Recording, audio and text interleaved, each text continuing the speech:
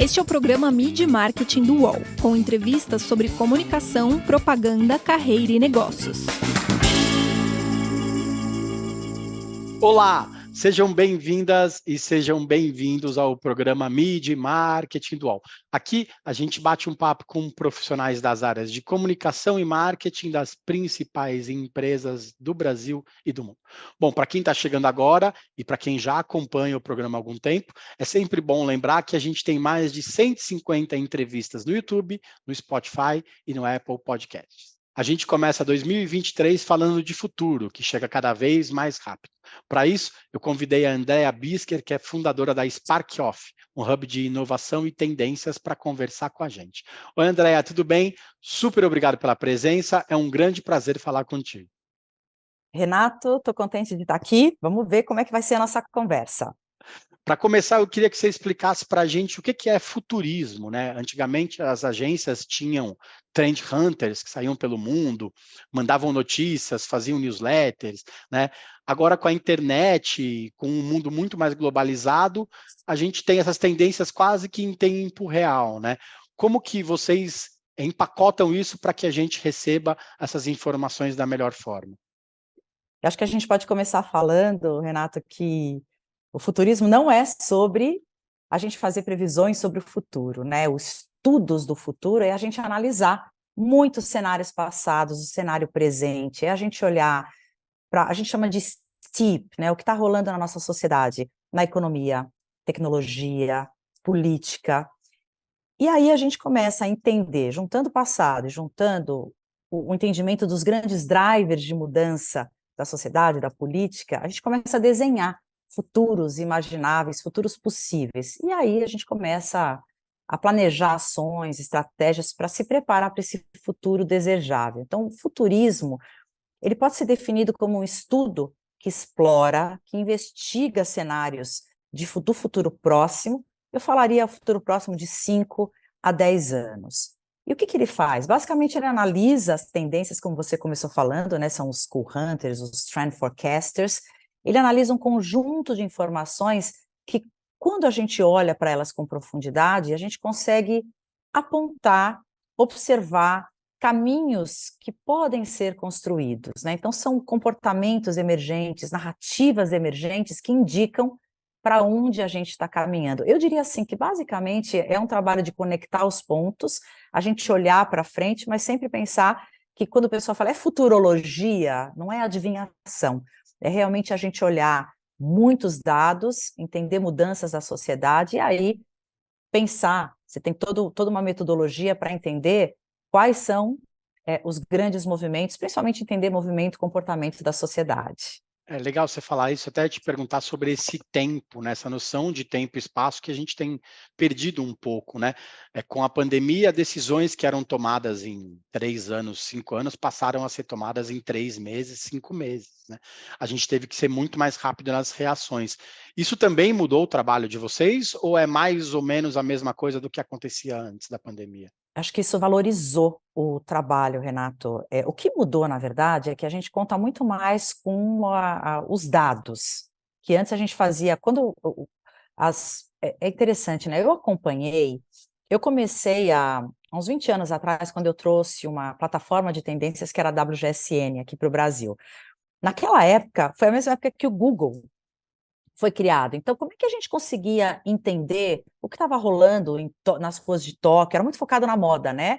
Você tinha grandes birôs de tendências, que era Pecler, Promostil, então eram birôs que entregavam aqueles cadernos impressos. E foi com a WGSN que começou esse processo da gente fazer isso online, de eu começar a ter pessoas espalhadas ao redor do mundo que vão mandando informação. Isso só foi possível através da tecnologia.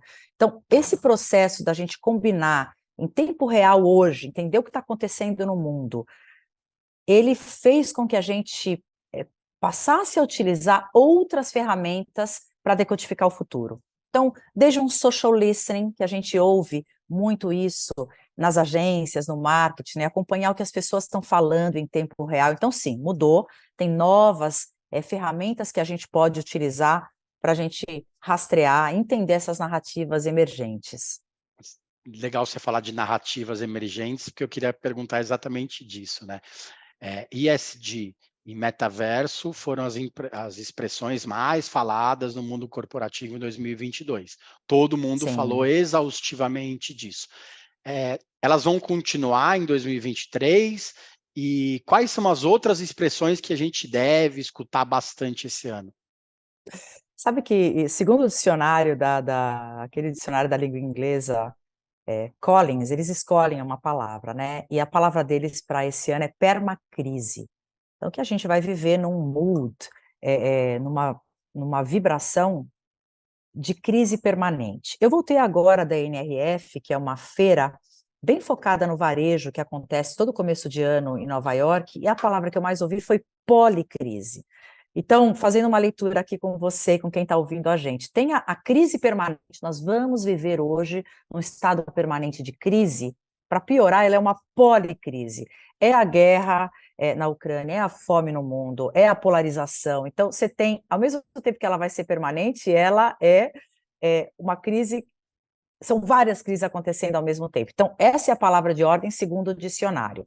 Eu acredito, está dentro de ESG, tá? O ESG, que é o E, da gente olhar para o environment, que é o ambiente, o S, sociedade, e o G, governança. Governança, para mim, vai ser uma palavra que a gente vai escutar muito nos próximos meses, aqui no Brasil, principalmente depois de tudo que a gente viveu recentemente, estamos vivendo com o case da Americanas, né? Que acho que é uma coisa que está todo mundo de olho, querendo entender como é que uma empresa que tem toda a governança, governança é sobre a gente ter todo o controle da empresa, a transparência. Então, acho que governança é uma palavra-chave. Agora, a outra, Renato, é o ChatGPT, que a gente entende que a base de tudo é a inteligência artificial. Como eu sabia que você ia me fazer essa pergunta, eu perguntei para 2 chats, e o Povo Guru, ele me respondeu, eu perguntei assim, exatamente o que você me perguntou, ESG e metaverso foram as palavras de 2022, quais serão as palavras de 2023? Ele me respondeu assim,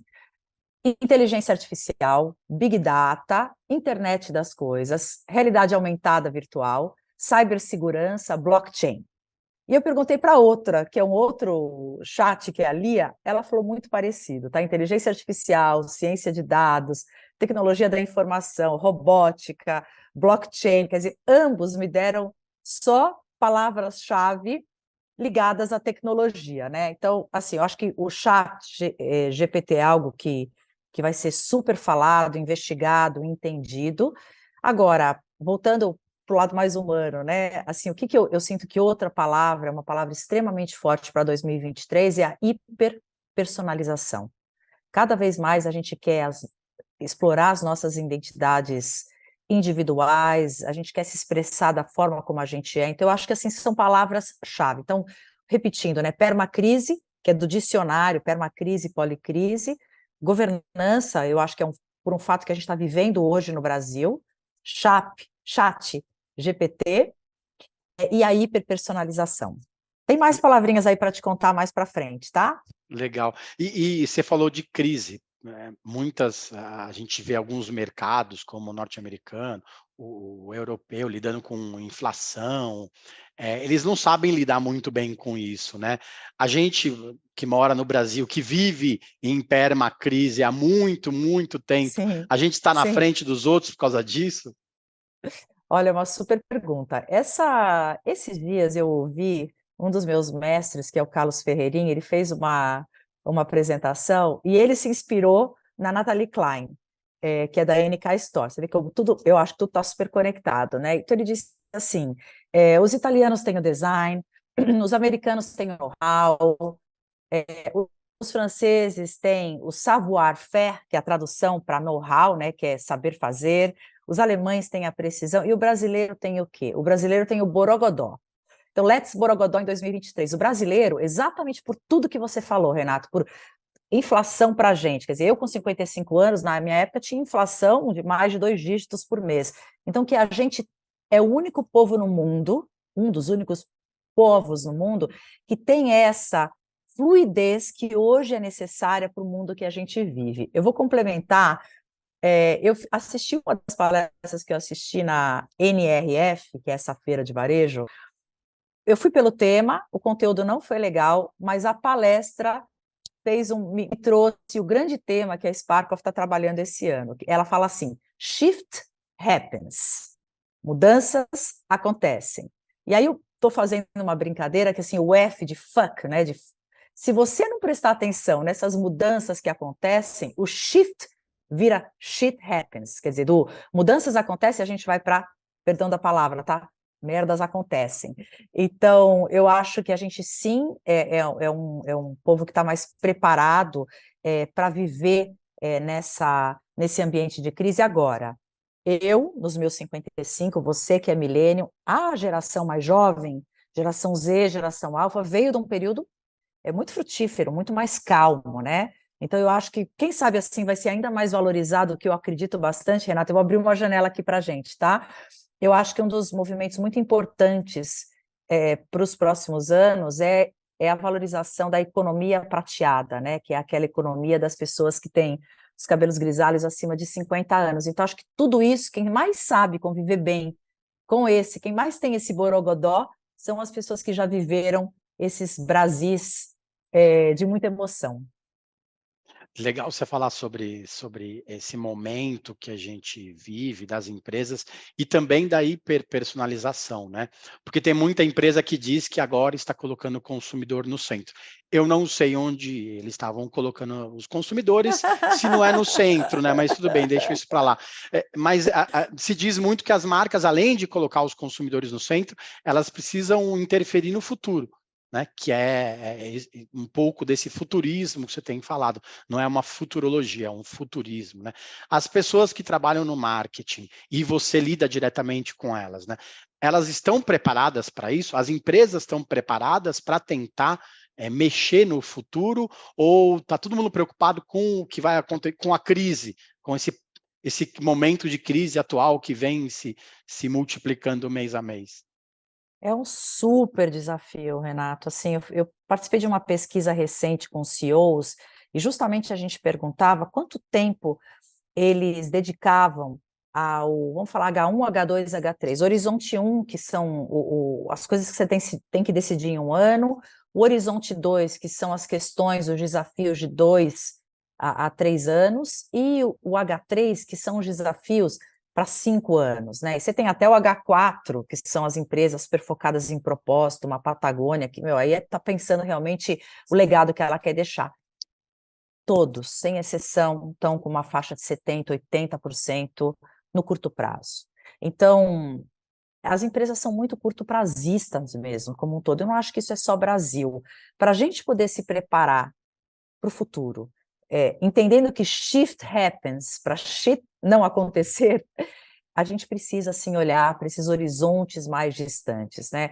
Então, se questionar sobre isso é muito difícil no mundo do dia a dia, onde o que a gente tem é a meritocracia, onde o que a gente tem é que ter a conta no final do mês e ver resultados. Então, assim, eu sou muito otimista, sou muito esperançosa, eu acredito na economia da paixão e eu acredito que se as empresas não passarem a pensar, quando eu falo se preparar, eu vou pensar no legado, tá? Porque eu já estou pensando que a empresa que se prepara é aquela que entende que se ela não se preparar, não vai ter país, não vai ter planeta, porque não tem planeta B. Então, as empresas que pensam a longo prazo são as únicas que vão sobreviver a longo prazo, porque a galera mais jovem entende que elas têm o poder da carteira de votar nas marcas que elas acreditam que vai fazer a diferença no mundo delas. Então, está tudo conectado. Uma empresa que pensa a médio, longo prazo é uma empresa que pensa na embalagem, é uma empresa que pensa como ela está afetando a camada de ozônio, é uma empresa que pensa o que ela vai fazer com o lixo que ela produz, é uma empresa que pensa nos funcionários dela. Então, é uma empresa que pensa ainda as nossas letrinhas ESG. Então, eu acho que assim, se elas estão preparadas, muitas não, mas elas estão muito numa corrida. E eu acho que isso tudo, Renato, se você me permite assim, a gente ampliar um pouco a conversa, vai depender muito dos líderes, porque isso é top-down, né? Essa mudança. E eu vou até te citar, por exemplo, uma marca que está super preparada, uma Patagônia. A gente assistiu, foi um movimento mais incrível de um líder do capitalismo, que acho que se pronuncia Yves Schonar, que ele doou a empresa dele para uma organização que abraça a crise climática. Então, é isso que a gente espera. Mas aí vão falar, ai, Andréa, como você é ingênua, isso é pura poesia, acabou dinheiro, acabou. Mas eu acho que uma coisa está conectada à outra. Então, a partir do momento que cada vez mais as pessoas estão conscientes de que quem vai fazer a diferença são as grandes marcas, porque não dá para a gente esperar isso do governo, das instituições, elas passam a escolher marcas que estão se planejando no longo prazo. Faz sentido, Renato? Faz, mas se você deu um número relevante, assim, que 70%, 80% focado no dia atual e esse restinho, se a gente pode chamar assim, focado no futuro. Quando que a gente vai ter um 70%, 80% um pouco mais baixo? Se é daqui a 3, 5 anos ou a gente vai demorar mais tempo para as empresas perceberem isso? Porque senão a gente tá rodando em círculos e parece que não o pneu está rodando em falso e parece que a gente não está andando para frente, né? O futuro está chegando cada vez mais rápido, a gente aprendeu isso com a pandemia, né?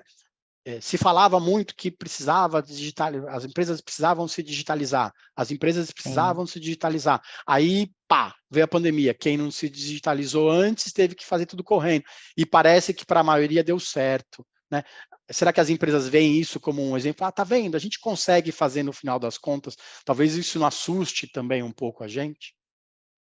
Eu acho que vai ser cada vez mais rápido, não sei te precisar quanto, porque quem não fizer não vai ter futuro mesmo. As empresas estão entendendo que elas precisam ser transparentes, que as pessoas estão burnoutando. A gente nem falou como palavra-chave do ano burnout, né?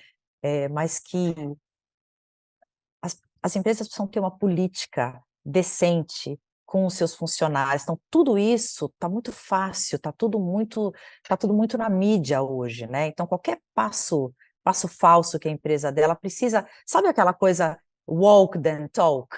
Então, que é primeiro faça e depois conte, né? Isso tem a ver com o que a gente ouve do greenwashing, né? Que é as empresas que fazem, se comunicam que fazem a diferença na sustentabilidade, mas quando você olha para dentro, não. People washing, purpose washing, white washing. Então, eu acredito que, em função do mundo tá absolutamente conectado, de qualquer notícia que saia, a gente tem um conhecimento profundo em poucos dias, eu acho que isso vai fazer a roda girar mais rápido. Eu vou voltar ao case que a gente comecei falando da Americanas, né? Quer dizer, está todo mundo hoje discutindo por que a demora para se pronunciar. Como é que tudo isso aconteceu sem que a gente visse? Como é que uma empresa que foi eleita uma das melhores empresas para se trabalhar podia ter uma postura assim? Então, ela está sendo questionada pelos valores dela, por aquilo que ela acredita. Então, eu acredito que vai ser rápido, Renato. Não sei te precisar o tempo, mas eu acho que vai ser rápido porque senão não vai ter planeta mesmo. Porque se a gente... E tem outra coisa também, tem as regulamentações que estão rolando, né? Então, você tem... França, por exemplo, não vai aceitar produtos que não tenham aquelas condições mínimas, embalagem reciclável. Então, as empresas vão ter que correr nesse sentido, porque os grandes líderes no mundo estão entendendo que a conversa tem que ser diferente. Agora, você pode falar, Andréa, poesia, no fundo o que interessa é lucro, isso nunca vai mudar. Eu acho que vai mudar. Esperamos que seja no menor tempo possível, né? A gente vai para o intervalo, já a gente volta para falar mais com a Andréa sobre os novos modelos de trabalho também, que a gente tem discutido muito sobre o tema. Voltamos já. O podcast UOL Investiga, a vida secreta de Jair, mostrou o envolvimento direto do presidente da República, Jair Bolsonaro, num esquema ilegal de rachadinha. Agora, na segunda temporada, o esquema é outro. Eu sou Juliana Dalpiva e vou contar para você sobre as relações que o Bolsonaro e os filhos construíram com esses policiais que entraram pro crime. Não se pode estigmatizar a milícia, em especial os policiais que estão envolvidos nesse novo tipo aí de policiamento, vamos dizer assim. E vou trazer um quadro geral de quem o clã premiou com medalhas e emoções ao longo de 20 anos. Spoiler, essa lista tem PMs acusados de corrupção, lavagem de dinheiro e homicídio.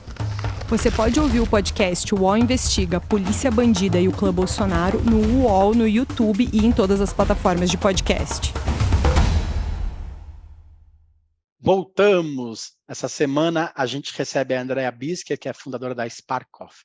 Andrea, como a gente estava falando, a gente vive há algum tempo numa crise econômica, alta de inflação, crises do mercado de trabalho. Hoje a criatividade é uma das grandes saídas para as marcas. Você acha que a publicidade, que foi um pouco mais séria nos últimos anos, precisa voltar a fazer as pessoas sorrirem? Eu não só acredito, eu tenho certeza, Renato. Tem um movimento que a gente rastreou para 2023, que é a Joytopia, que é um dos grandes movimentos de consumo para agora. A Joytopia é sobre celebrar a vida, né? O joy é a alegria, a utopia é o estudo. Então, você acabou de dizer, né? Os tempos desafiadores, até um eufemismo, né?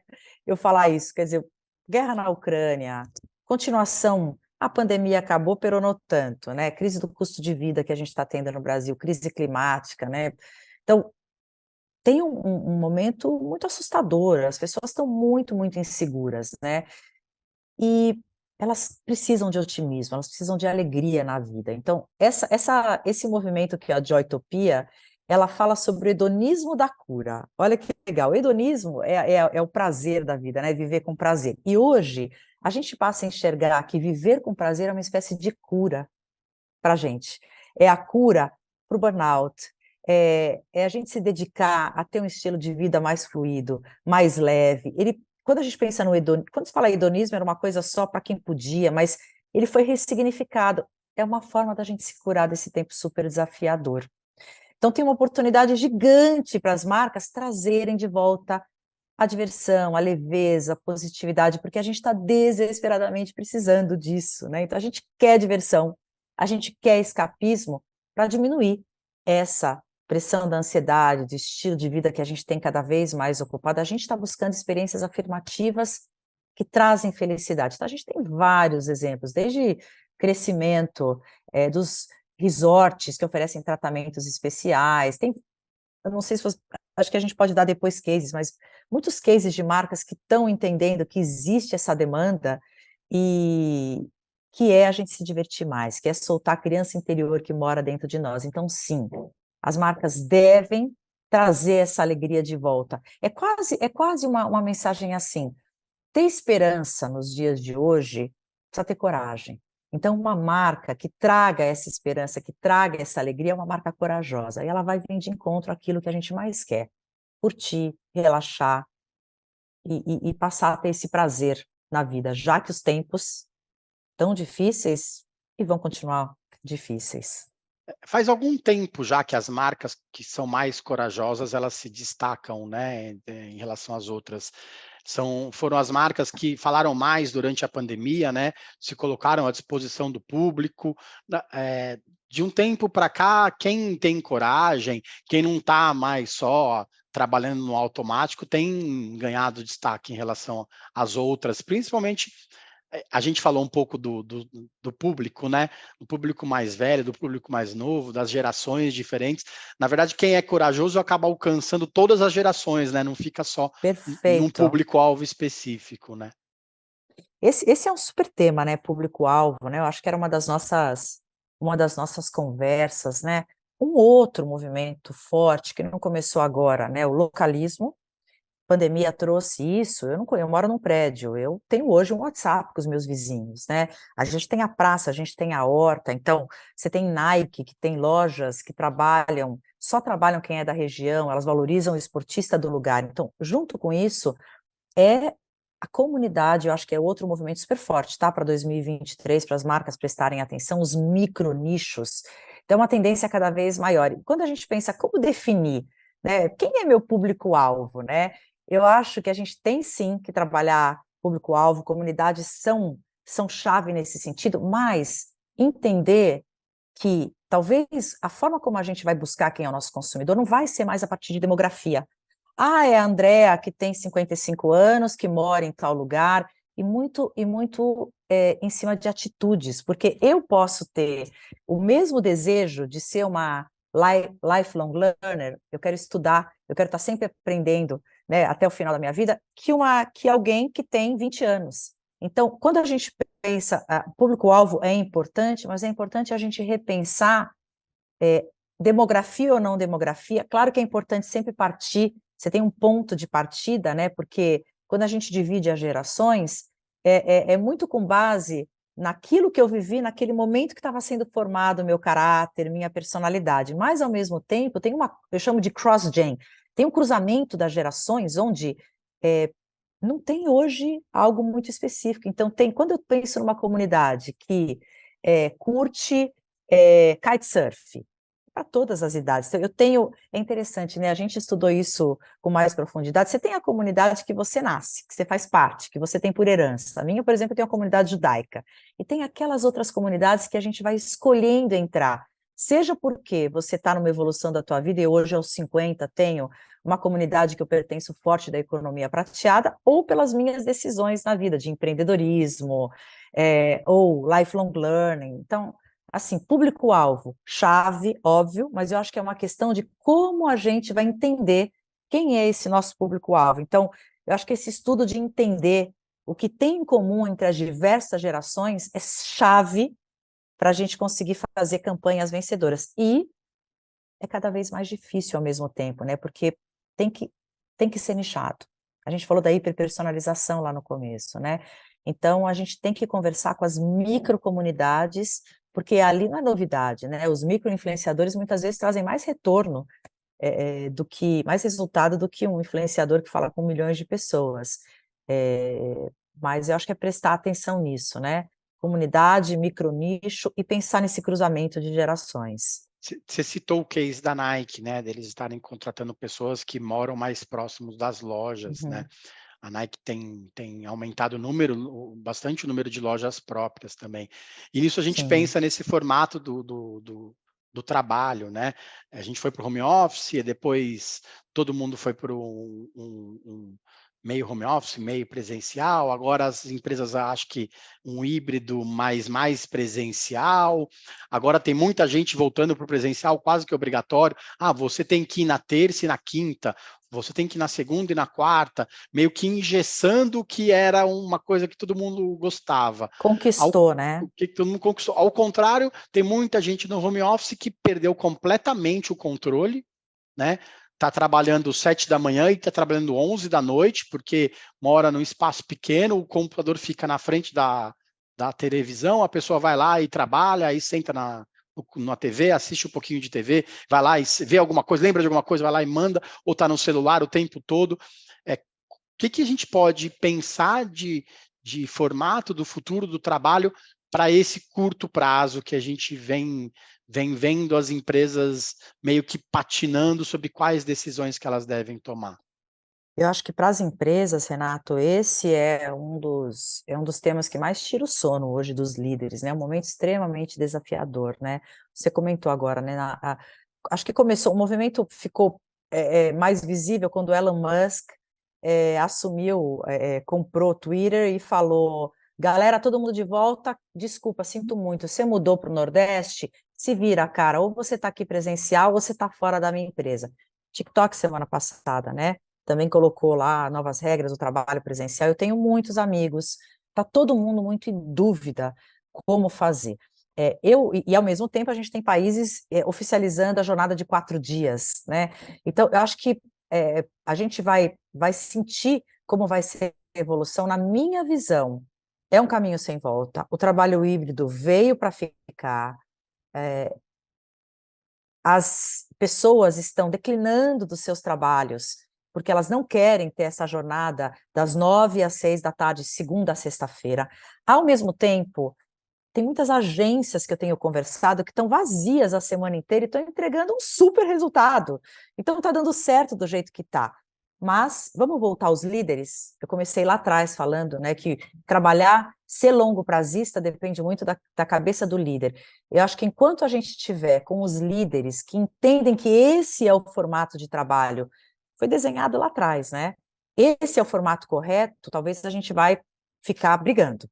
até entender a forma ideal, que ela é fluida. O mundo é fluido hoje. Onde não tiver fluxo, fluidez, a gente não vai conseguir ter um time contente, né? Minha sensação, minha visão, para aqueles que conheceram, que conseguiram, que foram beneficiados com essa possibilidade, entenderam que conseguem ter uma vida muito mais equilibrada. Eu acredito que as empresas vão ter que repensar e encontrar uma forma do trabalho híbrido. Vou ampliar um pouquinho a discussão. Você trouxe, tem pessoas que não estão conseguindo trabalhar das suas casas, é verdade. Gente, eu brinco que agora as reuniões têm que ser no carro, dentro do armário, né? Reunião no banheiro, né? Aqui eu te falei, talvez a gente vai ser interrompido pelo meu cachorro, porque eu estou aqui, eu trabalho hoje de casa. Nosso time, por exemplo, nós somos em 7 pessoas, a gente se reúne uma vez por semana. E eu acredito que se eu propusesse para minha galerinha trabalhar todos os dias, eu acho que eles não iam gostar. Porque hoje, segunda-feira, a gente começa a semana, estava um ainda na praia, estava um ainda em outros lugares, tá? Então, eu acho que eu me expandi um pouquinho na nossa conversa, mas, para mim, as empresas, já está acontecendo. A grande pergunta talvez é, estamos preparados para voltar ao trabalho presencial? Acho que essa é a pergunta, tá? Eu acho que não. Eu acho que está tendo. As empresas querem, se isso vier como imposição, eu acredito que as empresas vão ter uma perda muito grande. Você está vendo, né? Great Resignation, que foi a grande renúncia. Depois a gente tem o Quiet Quitting, né? Que é um movimento onde as pessoas fazem o básico necessário, esperando que, se não está gostando do que eu estou entregando, pode me mandar embora. Então, acho que os valores mudaram, Renato. E um dos valores que ficou mais claro é que a gente precisa ter equilíbrio na vida, né? Eu já falei da joytopia um pouquinho, né? Então, a gente está muito estressado. Burnout é algo que aconteceu em diversas empresas, né? Então, eu acho que esse equilíbrio, o trabalho híbrido, na minha visão, ele permite um maior equilíbrio. Você já economiza 2 horinhas para ir, 2 horinhas para voltar, né? Estou falando E das essa pessoas que podem opção se para dar o as luxo, né? pessoas também, né? Porque tem algumas agências que não existem mais fisicamente, né? Pareciam muito inovadoras, mas pode ter gente que fala assim, puxa, mas eu não consigo trabalhar se não for do escritório, né? Por conta de N motivos. Eu prefiro ficar 1 hora no trânsito e ir trabalhar, porque em casa eu não consigo. Então, Você o falou melhor tudo. momento é talvez ouvir as pessoas, né? E eu acho que dá as 2 opções. Então, eu estava conversando com uma amiga que tem uma agência, ela tem 120 pessoas. Ela também emprestou a agência dela semana passada para eu ir com o meu time. E ela tem 50 lugares, 50 postos. Então, é caro ter 50 postos lá na Vila Madalena, mas ela não tem 120. Mas 50 no mínimo ela tem, e a agência nunca produziu e faturou tanto quanto está faturando agora. E as pessoas vêm terça, quinta-feira. Eu estava lá na sexta-feira, não tinha ninguém, Renato, na agência, mas a agência está indo super bem. E, de novo, tem menos da metade dos postos, quer dizer, se vier todo mundo na agência, não cabe, né? Então, acho que esse equilíbrio de encontrar qual é o melhor tamanho. Agora, eu concordo com você, eu acho que as empresas, para ser. O Anywhere Office é muito da pessoa, né? Eu estou viajando, eu posso estudar, posso ter o meu sonho de conhecer o mundo e estar trabalhando para a empresa. Agora, eu acho que as empresas, elas não vão poder deixar de oferecer também um espaço quando a pessoa quiser ir. Acho que é bem isso que você falou. É o híbrido mesmo, né? Agora, impor, eu acho que não vai ser fácil. É um grande desafio. É um grande desafio. Falando em desafio, né, no último State of Marketing, que é um trabalho da Salesforce, os executivos, as pessoas entrevistadas indicaram que as habilidades mais urgentes para o profissional de marketing seria aprender o marketing de conteúdo, né, que vai junto com a pessoa, né, personaliza, aprender melhor sobre estratégias de campanha, ser um pouco mais criativo, né, faz parte dessa história toda, analisar dados e trabalhar bem as relações públicas. Lógico, puxa, não dá para a gente fazer tudo isso. Se eu quiser fazer tudo isso que eu listei agora, vai ser impossível. Mas quais dessas skills, que a gente pode chamar assim, elas deveriam ser colocadas em primeiro lugar para uma pessoa que trabalha no marketing hoje? Eu acho Que que ela é não pode deixar entender. de entender. Eu aprendi há pouco tempo atrás, até falando de Salesforce, a Fernanda Belfort, eu aprendi com ela o termo Martech, né?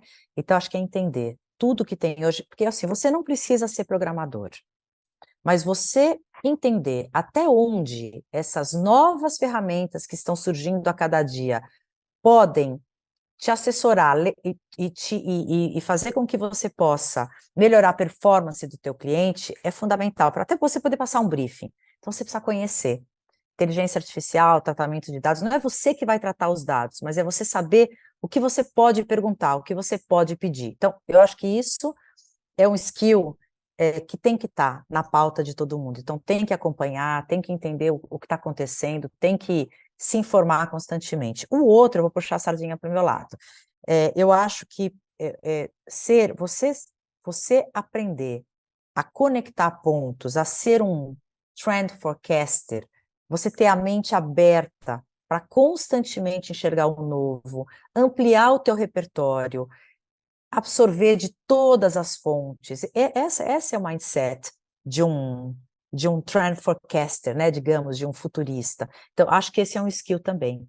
Então, para sair da tua bolha, né, ler tudo que é possível, ouvir versões diferentes, trazer diversidade, trabalhar com diversidade, né? Sabe, para não dar aqueles fora? Gente, como é que ninguém viu que isso aqui não podia ser falado? Porque não tinha ninguém representando aquela pessoa na sala para entender que não é desse jeito que a gente fala, né? Com aquela diversidade ou outra. Então, eu acho que é isso, Renato. Então, tecnologia, eu vou te falar, não é o meu favorito, mas eu preciso. Então, entender um pouquinho, entender DAO, entender... de novo, o Chats, o GPT, até onde ele pode levar a gente, precisa. Eu acho que precisa para a gente poder entender para onde a gente está caminhando e manter a mente muito aberta. Eu acho que essa é outra história fundamental. Você tem que estar informado, você tem que estar preocupado com o teu repertório, ampliar teu repertório cada vez mais. Parece básico, mas às vezes a gente faz tanta coisa, acaba esquecendo do básico, não tem jeito, né? Falando nisso, eu vi numa entrevista que você disse que adora frases. Queria que você citasse uma que você gosta muito para a gente, para inspirar também quem acompanha nosso programa. Tem uma frase que as minhas amigas, não é minha, mas atribuíram a mim, que eu falo que as certezas envelhecem, que tem a ver com o shift happens, né? Então, as certezas envelhecem, se elas envelhecem, a gente tem que estar constantemente questionando aquilo que a gente acredita, as crenças que limitam a gente a poder voar mais alto. Então, acho que eu diria assim, nunca certezas envelheceram de uma forma tão rápida, né? Então, acho que essa seria a frase, Renato, que eu gostaria de deixar aqui. Legal. André, obrigado pelo tempo, foi ótimo, foi muito, muito enriquecedor, e a gente tem uma lista imensa de expressões que quem quiser, quem não está por dentro tanto do mercado assim, pode pesquisar para entender também, e depois colocar tudo no chat GPT e pedir para fazer um texto sobre a nossa entrevista. Fica até mais fácil. Perfeito, né? Renato, perfeito. Legal, obrigado. Para quem está vendo a gente aqui no YouTube e no canal UOL, na nossa playlist tem mais de 150 entrevistas com muita história legal sobre marketing, sobre publicidade, sobre comunicação. Daqui a 15 dias a gente está de volta. Valeu, obrigado, até mais. Os podcasts do UOL estão disponíveis em todas as plataformas. Você pode ver uma lista com estes programas em uol.com.br/podcasts. Midi Marketing tem apresentação e reportagem de Renato Pesotti, captação de áudio de João Pedro Pinheiro, design de Débora Faleiros, direção de arte de Gisele Pungan e René Cardillo, coordenação de Armando Pereira e Juliana Carpanese. Os gerentes de conteúdo são Alexandre Jimenez e Antônio Morel, e a direção de conteúdo é de Murilo Garavella.